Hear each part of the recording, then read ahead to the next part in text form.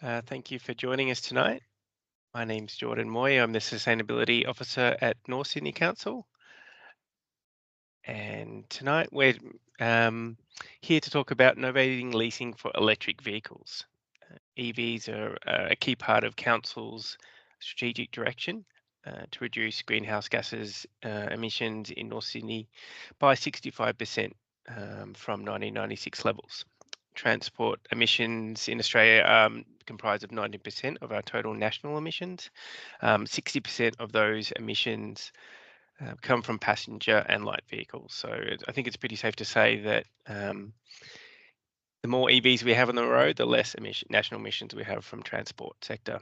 So combined with the various tax incentives, the prices of EVs, which are now cheapest they've ever been, I think it's fairly safe to say that now is a very good time to start thinking about purchasing an EV.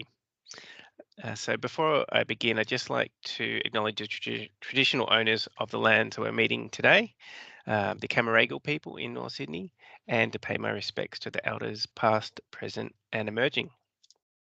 Just a couple of housekeeping items to mention. We are recording today, and so all the participant mics and cameras have been turned off, and we will use that recording on Council's YouTube channel afterwards and send out to all the registered participants. Feel free to ask any questions along the way in the Q&A section. We'll do our best to sort of answer them as we go, and we'll also allocate a time at the end to have a sort of more free discussion. You can ask questions from our two guest speakers. Any posts, links, general comments, feel free to pop that in the chat as well. So I'm really delighted to be able to introduce our two guest speakers today. We've got Michael Day, who is National Treasurer of Australian Electric Vehicle Association and also the Chair of the New South Wales chapter. Michael will provide a brief rundown of the EV benefits and considerations. And we have Scott-Logan, who is Director of Novated Leasing company Opt-in Australia. Welcome, Guy. Thank you. Welcome, Michael. Just a quick note that Opt-in Australia is North Sydney Council's preferred supplier, but we're not advocating for any particular company over another at this time. But thank you to both Michael and Guy for their time tonight. Michael, we might start with you first to talk more about the sort of EV 101 and some of the basics and considerations for new owners. No problem. Hopefully you can see my slides. Good. Okay, thanks, Jordan. So, as Jordan said, I'm National Treasurer of the Electric Vehicle Association. I've been a member for about 20 years, I figured out this morning. So, been involved in electric vehicles for quite a while, and that started as a builder. I wanted to build an electric vehicle, and that's how I found the association. And so this is my fleet of electric vehicles at the moment. I've had quite a few. The Lotus Elise is a conversion, my latest conversion. I literally just finished it at the beginning of the year. This was a show that we had everything electric earlier in the year. My other main transport is the scooter. So it's an electric scooter. It was actually built as an electric scooter, and I got it broken and fixed it. And more recently, I've got the Tesla, the Model 3. So that's my daily driver and leased. Novated lease. It's my main form of transport, except when the kids take it, and they take it quite a bit because they kind of like the electric, which means I have to fall back onto the scooter more often than not, to get my way around. So I'm fully converted, as you might guess. A little bit about Australian Electric Vehicle Association. We're formed in 1973, at the time of the OPEC oil crisis. Not-for-profit organisation dedicated to electrifying Australia's transport. Branches in every capital city, and as Jordan said, I'm the chair of the local chapter. We are builders. I'm a builder. We're owners. I'm an owner. We've got people that are in EV businesses are in the organisation, especially charger, electricians, charge cables, accessories and things for electric vehicles, those sorts of things. And then we're also lobbyists and EV advocates. And because I'm in the national executive, then that's part of what I do. Talking to councils, governments, and those sorts of organisations on the needs and wants of electric vehicle owners. And we do a lot of consumer engagement, customer engagement. Like I say, talking to councils. This is in Willoughby Council had us over at Chatswood, where we have our normal display. We talk about what it's like to own electric vehicles, show our vehicles, and have the collateral in around charging, those sorts of things. So we do a lot of that and talk about the lived experience of electric vehicles, because really, truly, it's just a car. So now I just want to talk a little bit of the what and why. And the what is relatively simple. When we talk about electric vehicles, especially in the Electric Vehicle Association, it's a car that's powered solely from electricity. It's got a battery, you plug it in, it's fueled from the grid. Doesn't have a tailpipe, and that's what we think of, and arguably the best electric vehicle out there, the most efficient, the most polluting less, if that's the right word. And one of the reasons that we're here, one of the reasons that the topic is transport, as Jordan said, was one of the biggest percentages, biggest parts of the CO2, greenhouse gas emissions for us. And this is actually the US model, where about 20–30% of their transport emissions are through transport. And I think it's actually a little bit higher than that for Australia. I couldn't find the Australian version, but I have seen the numbers, and we're a little bit higher than that. And when you look at transport, it's broken up into public transport, it's broken up into trucks, buses, and passenger vehicles. And more than half of the transport sector emissions, which is a lot, is through private vehicles. And we know, because there's been plenty of examples, plenty of analysis on electric vehicles and hybrid vehicles and internal combustion vehicles, that battery electric vehicles are the best vehicle from a CO2 perspective out there. If you have to have a vehicle, if you have to have a car, then battery electric vehicles will reduce your carbon footprint, reduce your impact on climate change more than any other form of vehicle.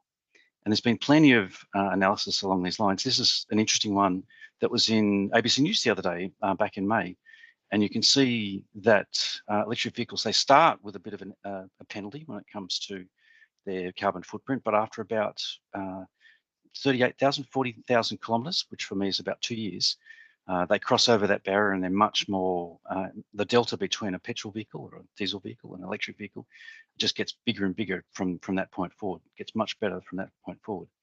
And for me, as an example, I try and push the envelope as much as possible and run my car off the solar system. So I'm pushing that as far as I can to make sure I'm A, reducing my carbon footprint, but B, also reducing cost, which we'll get back to in a little bit. And it's not just it was transport of every form, and there's been some really good analysis. You don't necessarily have to take my word for it. You can find some really good analysis out there on the well-to-wheel, I should say, impact of transport. And this just happens to be BHP looking at one of their mines. And they're heavily biased towards electrification of their fleet of trucks and other forms of equipment, because the energy savings. I looked at that number and thought 80% efficiency over what they're doing now with 30%. You can see exactly why they're going down this path. They've figured out that it's super cost effective. Not only reduces their impact on climate change, but it's also saving them money. So that's one of the reasons we're here. The other reason we're here is that the technology has changed dramatically over time.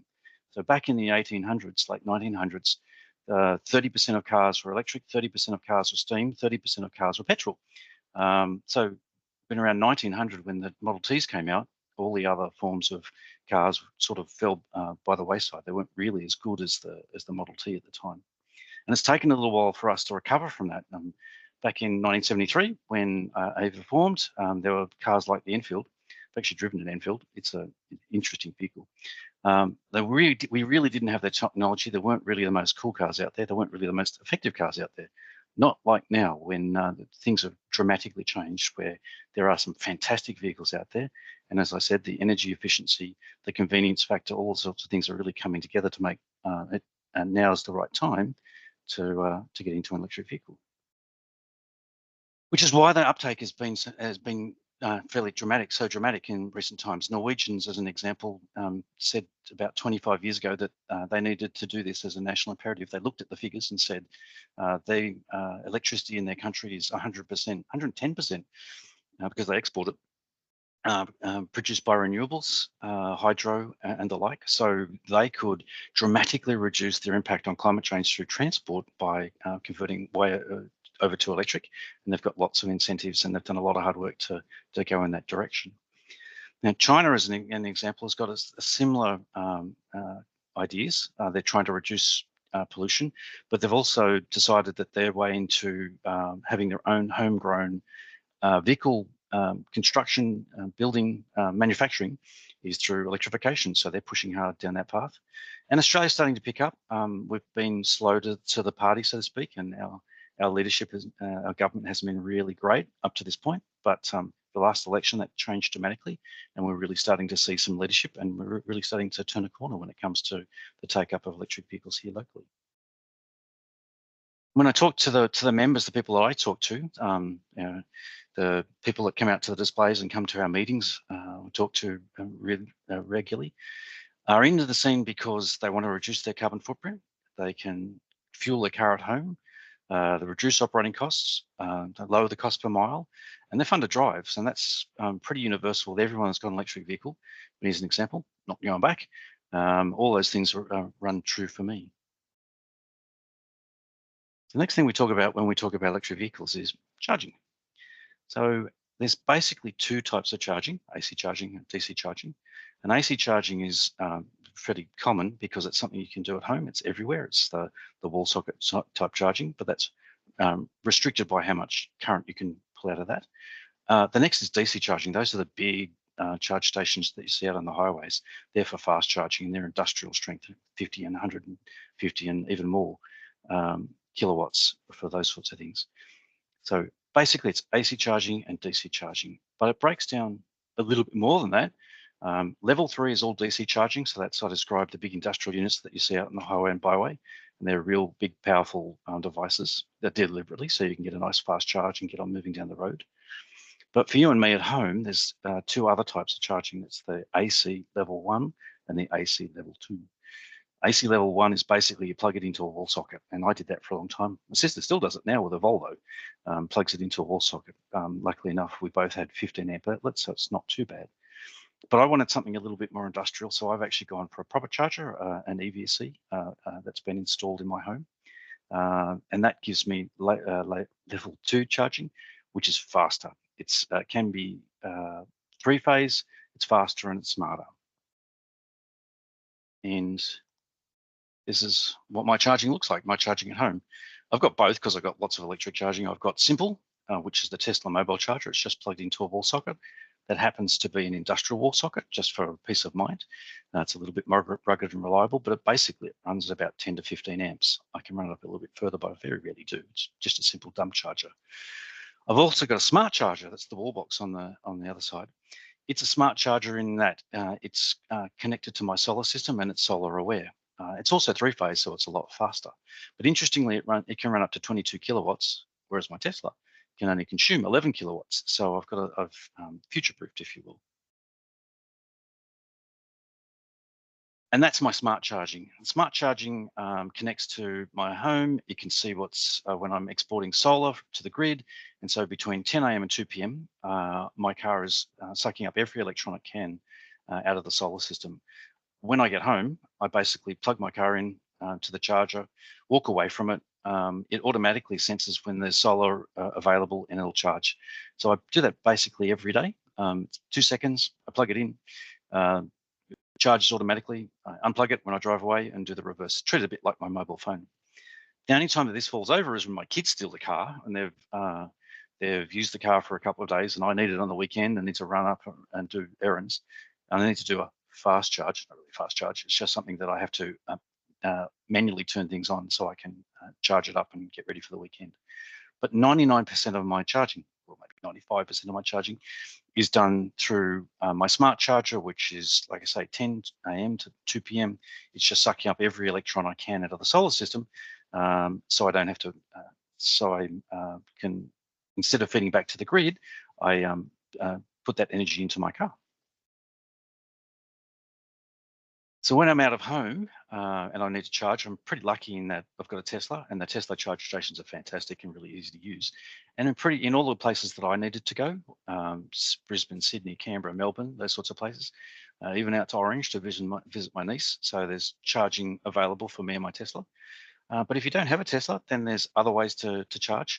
There's other apps and providers, NRMA, Jolt, EVE, ChargeFox, AmpCharge, BP Pulse are out there. And this just happens to be one of the applications that you can use to find chargers. This is PlugShare, and it's showing you every charger in Australia at the time. The orange ones are the fast chargers and the green ones are the slower chargers. So it's big destination chargers that happen to be at hotels or those sorts of things. Probably more now because it's a relatively old picture. Just finishing off, if you're after a bit more information about the rebates or the incentives and those sorts of things available right now from New South Wales government, then there's a really good webpage that's got everything up to date on the benefits, but also what you can claim when it comes to stamp duty and those sorts of things. Or if you're interested in finding out more about electric vehicles and a particular electric vehicle, you can go to our website. We've got every electric vehicle available in Australia right now listed on the website with some basic facts. And then if you want to drill down, you can go down to a detailed spec sheet on every vehicle. It'll tell you all the bits and bytes and all the details about the cars. And that's all available on the EVA website. That's me, and I think I'm handing over to Guy. Thanks so much for that, Michael. Fantastic sort of summary there. Yeah, so I'll hand straight over to you, Guy. Perfect, thank you.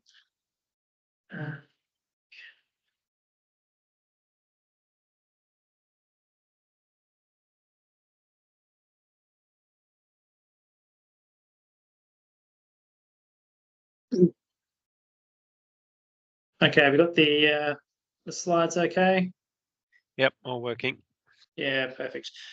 Okay, so I'll just run through briefly a bit about Novated Leasing, particularly with electric vehicles and some of the not so recent, I suppose, change. It's been probably a bit over a year now, and the tax benefits available for electric and plug-in hybrid vehicles.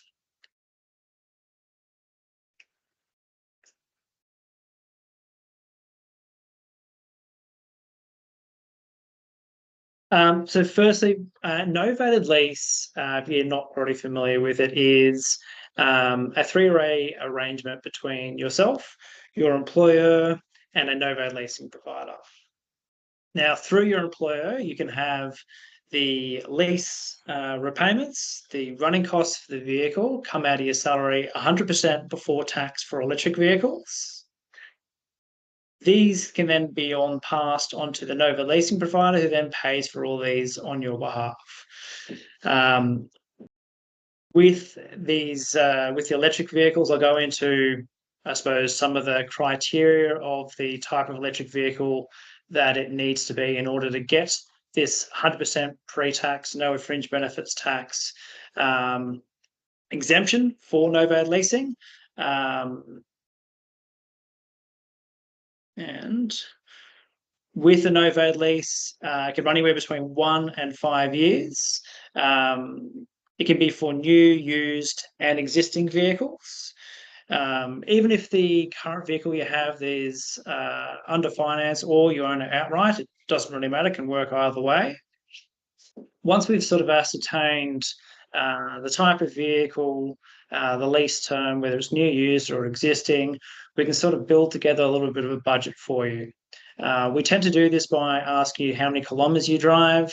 This is just to give us sort of a ballpark idea in terms of what you might need to run the vehicle.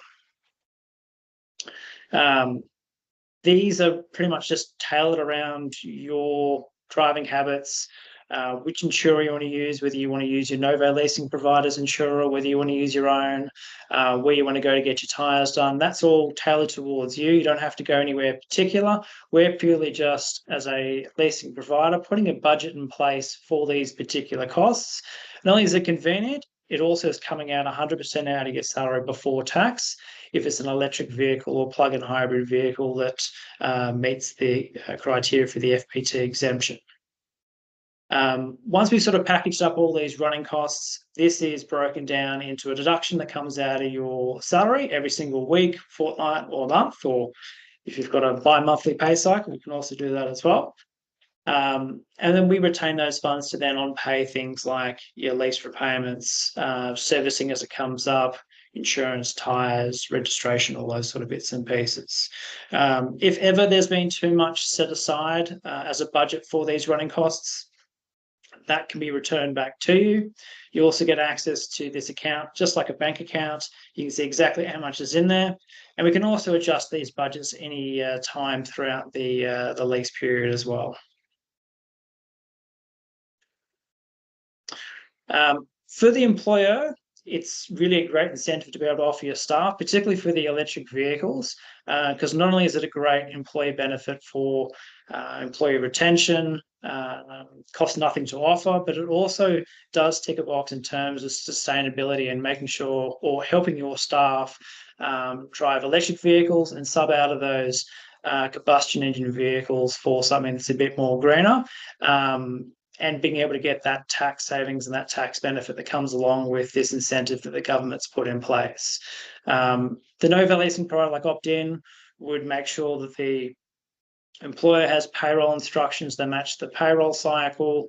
With getting the funds sent across to us, we make that as simple and as easy as possible, and we take care of pretty much the whole administrative burden as much as we can, from payroll training to education sessions and any reporting that needs to be required for the employer as well. So what are these changes? They were put in retrospectively back to the 1st of July 2022. So if you're looking at getting a second-hand vehicle or a vehicle you already own, it needs to have been a vehicle that was first owned after the 1st of July 2022. It also, at the time that the vehicle was sold, can't have had luxury car tax applied to the vehicle. The current luxury car tax threshold for the upcoming financial year is $91,387. If you're unsure of whether you're looking at like a second-hand vehicle or it's an existing one, you're unsure of whether it did have luxury car tax, something like Opt-in or a Novated Leasing provider should be able to assist you in terms of helping to see if that vehicle qualifies. And of course, it's only for your traditional electric vehicles or plug-in hybrids. So your regular hybrids like Toyota RAV4s, Toyota Corollas that don't have that plug-in facility, they're ineligible for this FBT discount. And it is, if you are looking at a plug-in hybrid as well, they are looking to phase this out from the 1st of April 2025. This doesn't mean that your novated lease has to end by the 1st of April 2025. It just means you need to be in a novated lease before that date. Otherwise, the new regulations will apply to you.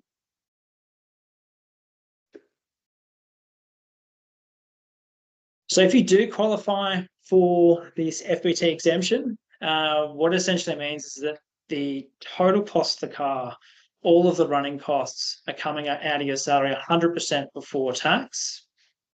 It also means that your lease repayments and running costs that would normally have GST on them, you don't pay the GST at all. That's claimed back by your employer. And when you're buying the car or financing the car less of GST. So on a $50,000 car, that's roughly $5,000 in GST you're not paying upfront. So just to give you a rough example of how this might look in your pay, looking at something like a BYD Atto 3 Extended, which is about 53,768 on road, someone earning roughly about 120 grand per year, driving 15,000 kilometers per year. So that's we're sort of using the running costs associated with someone driving this sort of distance. There's no business use that needs to be ascertained at all. There's no logbooks or anything like that. And this would be over a 4-year term. So if you just look at the running costs for this car and perhaps finance this car outside of a novated lease, this would sort of be the breakdown of the annual costs for this vehicle. You might slightly pay slightly more or less for insurance or registration based on which state you live in or which insurance provider you use, but these are probably fairly accurate representation of what you're going to spend. So over a year, you'd be usually paying $16,441. But under a novated lease, with this exemption, this is what it would actually look like. So we've got this salary sacrifice figure here of 14,946. Now, because you don't pay GST on those total running costs from that 16,000, so we minus off the GST immediately, and we get that 14,946, which is the mouse over here. That's this figure here. So normally you'd just be paying tax on $120,000, which would be $29,000, unfortunately, of income tax. But the salary sacrifice on this car of 14,946 reduces your taxable income for the year at 105,054. So you're now only paying tax on that 105,054, which your tax now drops to 24,405. Your take home for the year is 80,649, and you've already paid for your car. Whereas if you had structured this over like a regular sort of car loan, there's about a $25,000 difference over that 4-year period between the two. So to give you an idea, a lot of the customers that are speaking who initially would perhaps be looking at something like maybe a $50,000 SUV, they're being able to get into something like a Tesla Model Y or Model 3 for less than what the 50 grand is, even though the Model Y or Model 3 is a little bit more expensive as a purchase price. But because of these tax savings, you're really being able to, I suppose, use these tax savings to offset the difference in price of cars. So the government's put these in place that whilst the purchase price of the car still might be a little bit more than your internal combustion engines, but through this tax incentive, you can actually make the switch from an internal combustion engine vehicle into an electric vehicle for less than what you normally pay for that internal combustion engine. Just to give you an idea of maybe some of the weekly costs for these vehicles, driving 15,000 k's a year, 4-year term, someone earning roughly $120,000, anywhere from sort of 195 to 300 odd per week, which is including your insurance, tires, charging, full comprehensive insurance, which is drastically cheaper than I suppose a lot of the other things out there.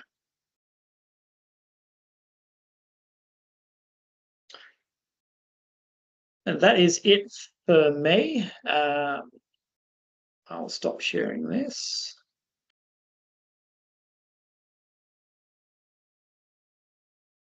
Fantastic. Thanks, Guy. That's great. Pleasure. Yeah. Hopefully that makes sense. It can be a little bit intimidating, to be honest, like that trying to understand the whole novated leasing process. But I think that you explained that really well, and it was clear. Please feel free to send through any questions about that. I think we do actually have a few that we'll get to. Let's see, what have we got?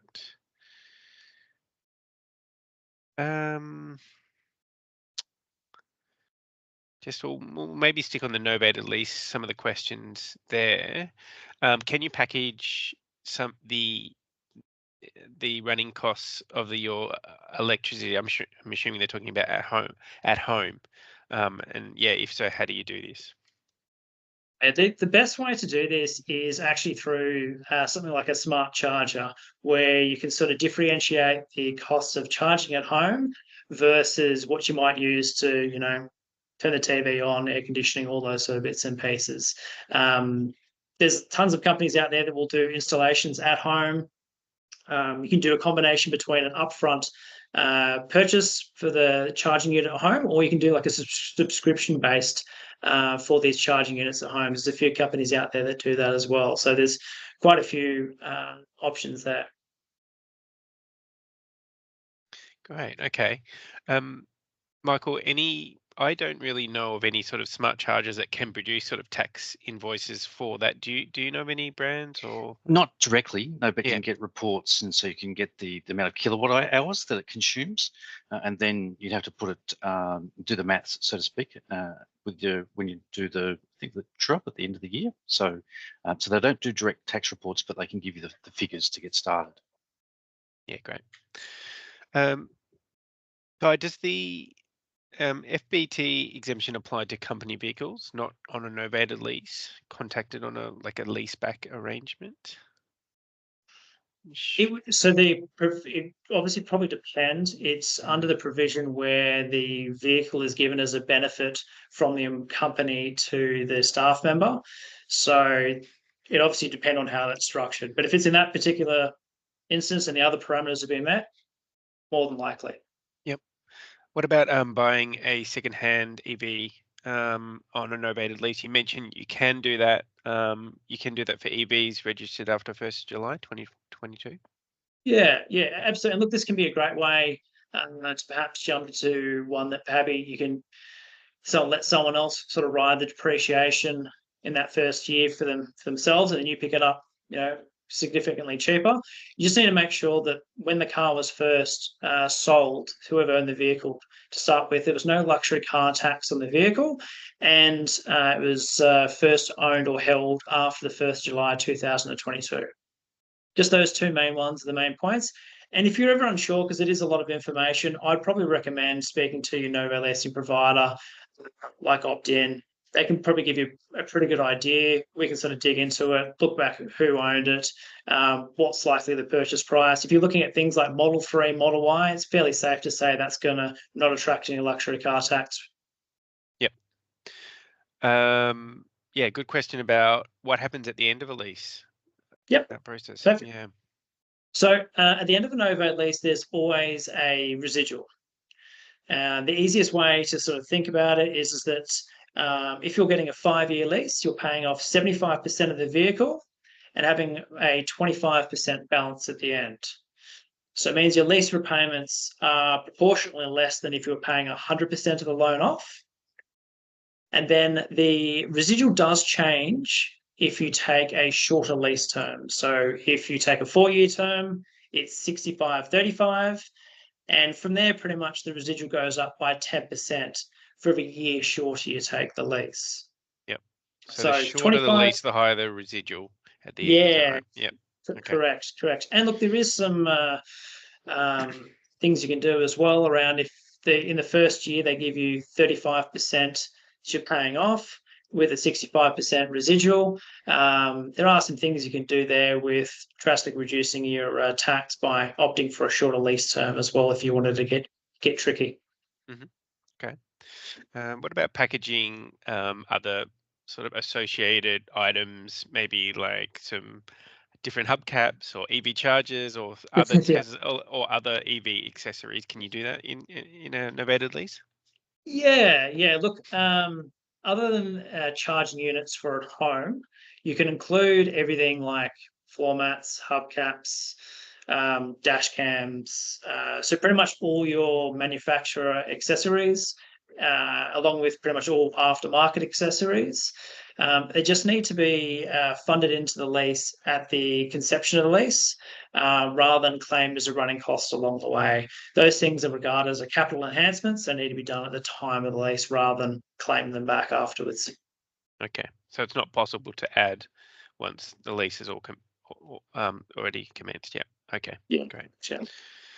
Maybe one for you, Michael, about there was a question at the start there about electricians.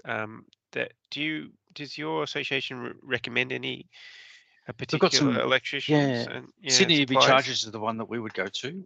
So a guy called Dean, Sydney EV Chargers is recommended. There's plenty out there. It's just that we know Dean and he's done a lot of work for us. So yeah, Google Sydney EV Chargers. And then if you're looking for the different components, there's a company called EVSE. And they sell all the bits and bytes, they sell the chargers, they sell the cables, they sell those sorts of things. So they're our two go-to. There's plenty of others, so shop around, but Sydney EV Chargers and EVSE are sort of our go-to here locally. Yeah, great. Okay. Just going through some other questions here. What is the approximate interest rate that is embedded in a novated lease for an EV? Yeah, good question. Look, this really depends on the individual, I would say, and uh, who you're going to for your novated lease. I would say, look, that at the moment, and obviously they're probably on the way back down at the moment. The interest rates probably vary anywhere between mid to low 7%, probably up to about 9.5 to 10% on your higher side. Yep. Okay. So, like novated leasing traditionally will sit between a consumer loan and a mortgage rate. So if you've got personal loans, they're probably up around the 8s to 11s. So it sits below that, but also a little bit higher than what your mortgage rate would be. Yep. Okay.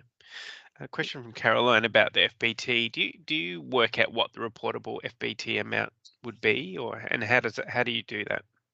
Yeah, that's a great question. So through our systems, what we do is that we monitor things like the FBT value of the vehicle, the inception of lease end date, and capture anything else along the way.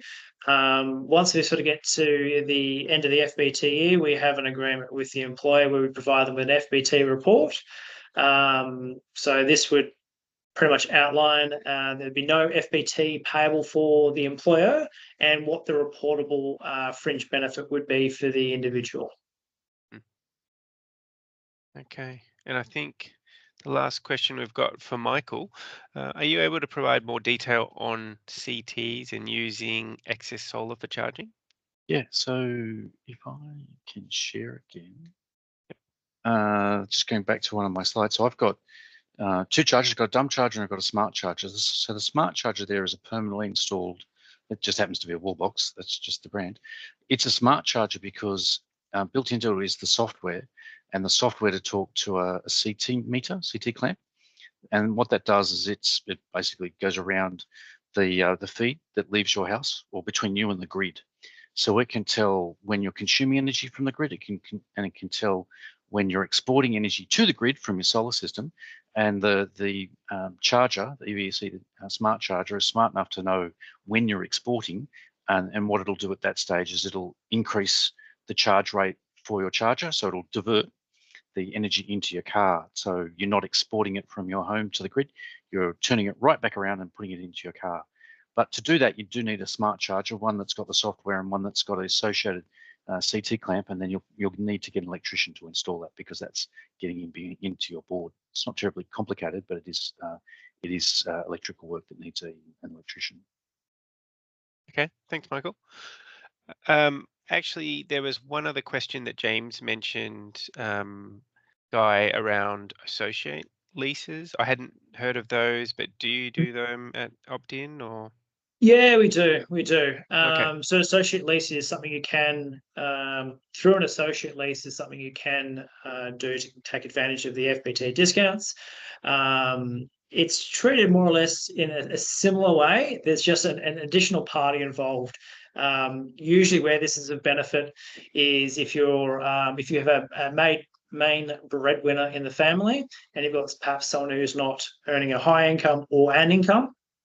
You can sort of transfer some of your income through the associate lease to them, who would obviously probably pay little to no tax on. Similar sort of outcome to a novated lease, but there's some things you can do around financing. You don't actually have to have financing there as well, but it can certainly work towards someone where they're in a situation where there is one breadwinner of the family rather than both parties working. Okay, great. Good to know. So I think, yeah, thank you everyone for joining us tonight. One thing that I haven't mentioned yet is that North Sydney Council does provide a rebate for EV chargers. So up to $250 for households, up to $5,000 for common area strata, and $1,000 for business. So funding is pretty much expended for this financial year, but we'll be back up and running with full funding in the new financial year. And you can backdate your application up to 12 months from the final invoice. So if we have any North Sydney residents who have got EV charges or thinking about it, please, I'll send through details of the rebate and you're welcome to apply. A big thank you to Michael and Guy for explaining EVs and the novated lease process. I'll send out both of their contact details and their websites as well. So, and thank you everyone for getting in touch tonight. Have a great night. Perfect. Thank you. Thank you.